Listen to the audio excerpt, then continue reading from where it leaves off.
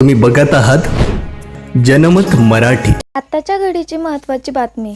दोषी पोलीस अधिकाऱ्यांवर गाजली कारवाईची कुऱ्हाड। विभागीय चौकशीचे आदेश।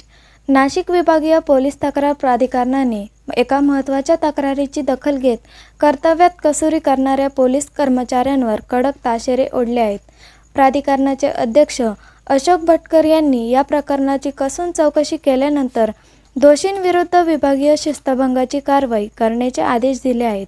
अकोले जिल्हा अहमदनगर येथील तक्रारदार श्री पांडुरंग नानासाहेब पत्वे यांनी पोलीस तक्रार प्राधिकरणाकडे धाव घेतली होती। या प्रकरणात ॲडव्होकेट पवन सोमनाथ भगत यांनी बाजू मांडली।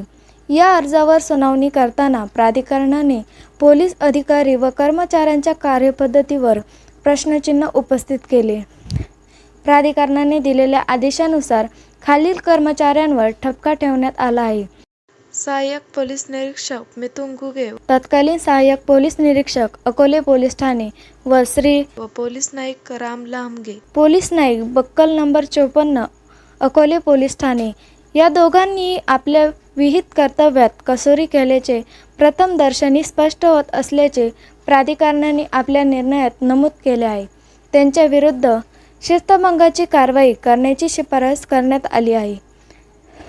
याच प्रकरणातील दुसरे जबाबदार श्री अजित बाजीराव घुले पोलीस नाईक यांच्या विरुद्ध मात्र कोणतेही प्रतिकूल पुरावे न मिळाल्याने त्यांची प्राथमिक कारवाई योग्य रीतीने पार पडल्याचे मानून त्यांना या कारवाईतून वगळण्यात आले आहे।